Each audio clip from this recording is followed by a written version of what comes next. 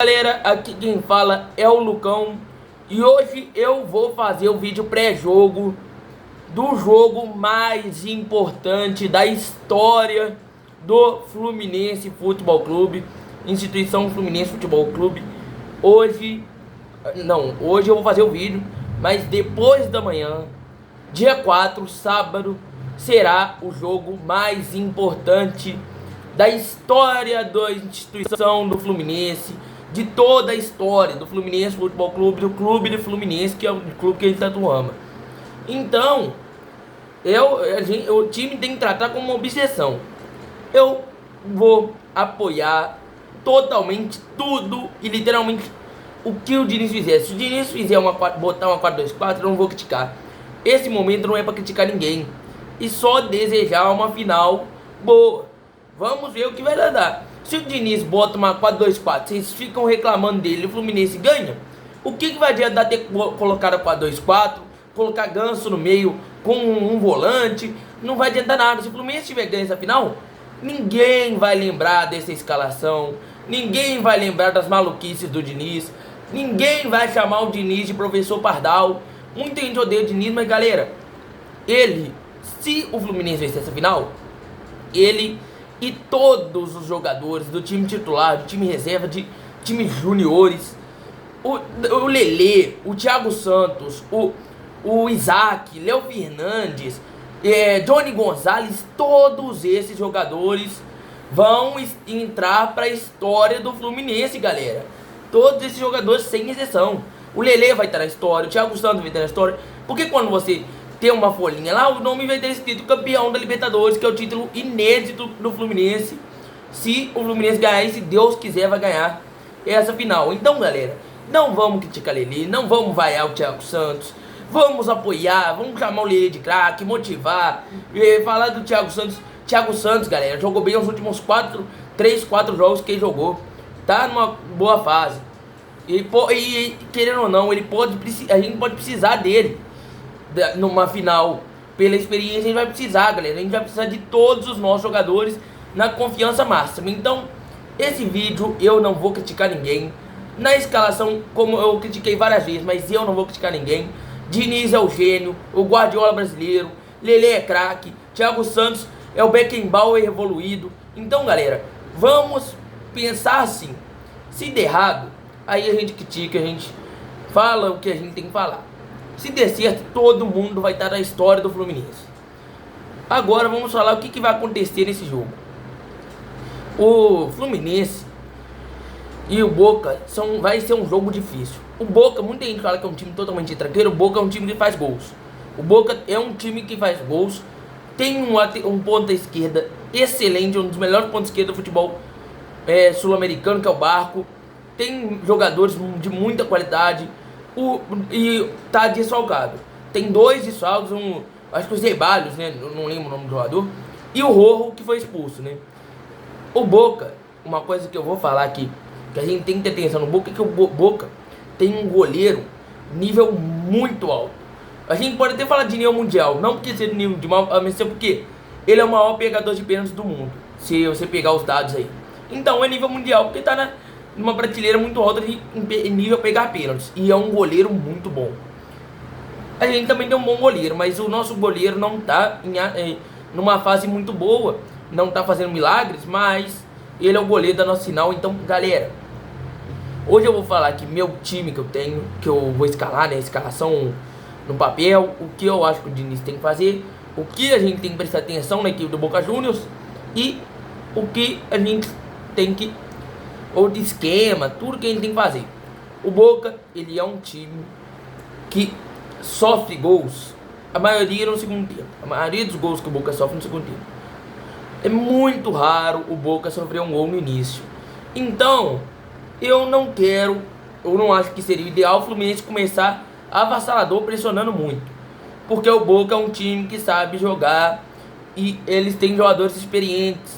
Se a gente vai igual maluco, pressiona muito a defesa do Boca e a gente não vai nenhum gol, não vai dar em nada.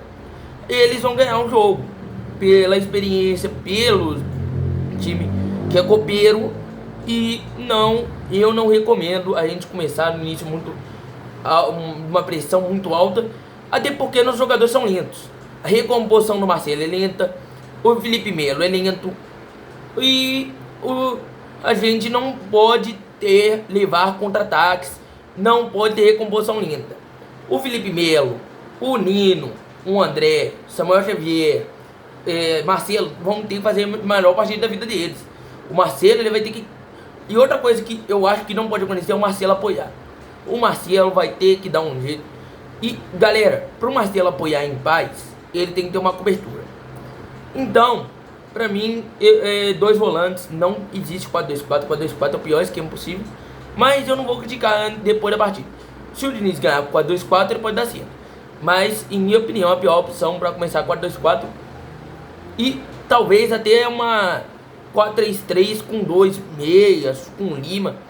Galera, tenho uma dúvida muito boa na posição, em minha opinião, de segundo volante, entre Lima e Martinelli. O Lima, ele é melhor que o Martinelli em velocidade, ele é um jogador mais rápido que o Martinelli, e finaliza melhor que o Martinelli.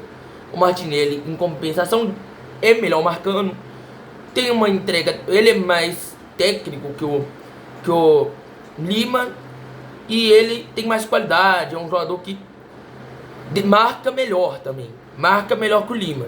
Então, aqui tá as características. Essa pra mim é a única dúvida do time.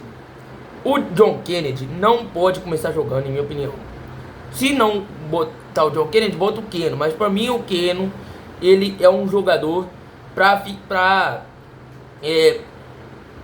quebrar linhas, pra ter velocidade e pra artesanar a defesa do Boca. Tentar irritar os caras, principalmente por causa da sua habilidade, sua velocidade, linha rápida. Então ele é um cara que é mais habilidoso e é um cara de ausência do nível do time do Fluminense. O Fluminense tem um excelente centroavante que é o Cano, com um faro de gols absurdo. Mas o John Kennedy, ele é centroavante. Então eu não colocaria dois centroavantes para não correr o risco do Cano e o John Kennedy ficarem batendo cabeça. Eu colocaria a formação básica do futebol, 4-3-3, a formação que vários times foram vencedores.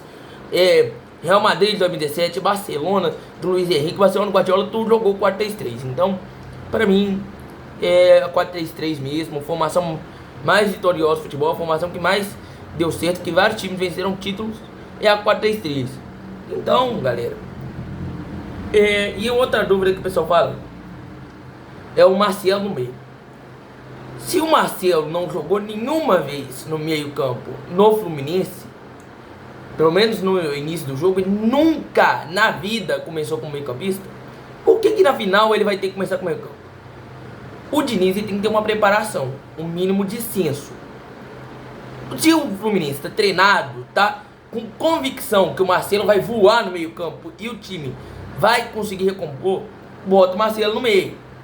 Mas nenhum jogo o Diniz botou o Marcelo no meio.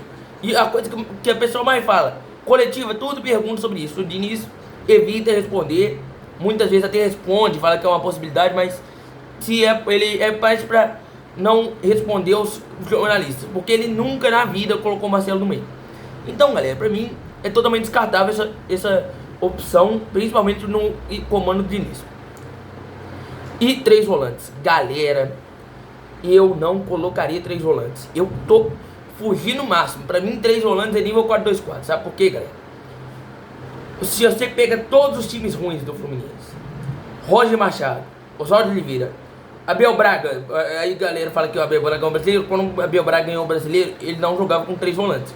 Inclusive jogava 2 camisa 10, o Deco e o Thiago Neves. Então, galera, esses caras botaram 3 volantes.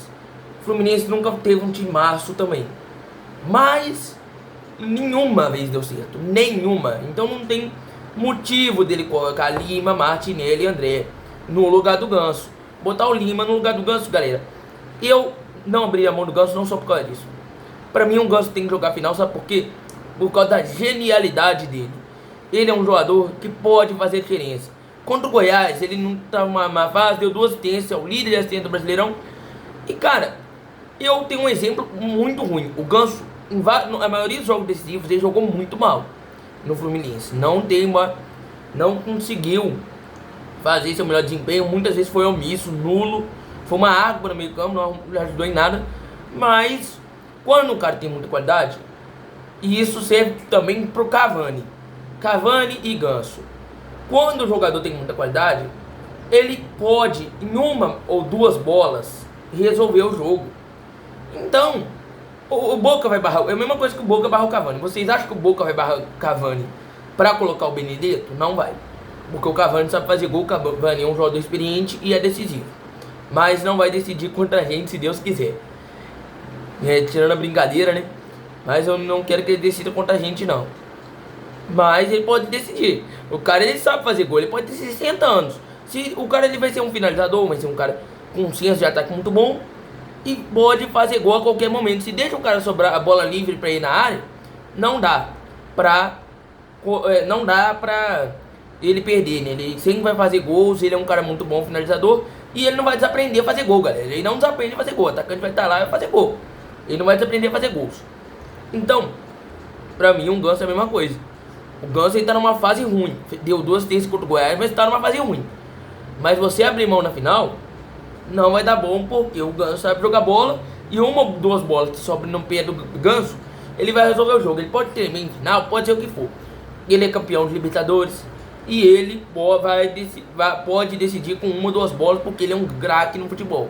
Coisa que eu já não acho que o Lima é. Então, por mim, o meio campo é Ganso ou Marcelo.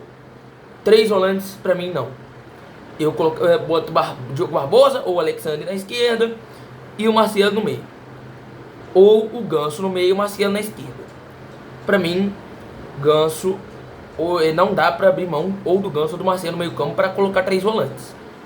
E outra coisa, eu não queria que começasse com o Marcelo porque o Fluminense não jogou com o Marcelo. Entre Lima e Martinelli, pra mim tanto faz. Até o Alexandre não seria uma opção ruim. Mas pra mim o Alexandre tá abaixo e tá atrás do Lima e do Martinelli. Pra mim o Martinelli e o Lima estão numa fase muito melhor que a do Alexandre. Se ele botar do Alexandre, eu não sei se é pelos treinos, pela amizade ou pela time que jogou várias finais e encantou, que o Alexandre tava. Pelo primeiro semestre. Pelo segundo semestre, eu não escalaria o Alexandre de jeito nenhum. Mas pra mim é uma boa opção, porque o moleque é boa. Não é um cara horroroso que vai entrar, o Thiago Santos, por exemplo. É o Alexandre, que é muito bom de bola. Mas pra mim ele não vai ter. Se o time tem méritos, se tem meritocracia, se tem alguma coisa que manda a boa fase, o momento atual, pra mim é Martinelli ou Lima. Tanto faz dos 3, galera. Pra mim a gente tá muito bem servido segundo volante. Muita gente fala que não tá. Na época a gente tá reclamando muito antes do Alexandre. Entrou Lima, entrou Martinelli e o Alexandre. Ou seja, 3 volantes muito bons, de um bom nível para ficar no Fluminense. Então pra mim tanto faz. Keno e Kennedy, pra mim não tem debate. Pra mim o Keno tem que ser titular. Se o Kennedy entrar, vai ter que entrar no lugar do Ganso. Não dá pro Kennedy entrar no lugar do Martinelli ou do Lima. Pra mim é um erro total. Mas se der certo, vai valer do mesmo. E pra mim o Keno é titular. Não bota o João Kennedy e não bota os melhores. Pra mim é Keno, entre João Kennedy e Keno é Keno. Arias intocável, Cano intocável, André intocável. E a dúvida é entre Ganso e Lima. Veja os comentários de vocês. Concordam comigo, galera? Discordam? Deixe nos comentários aí. Tamo junto. Muito obrigado que assistiu. Valeu. Abraço.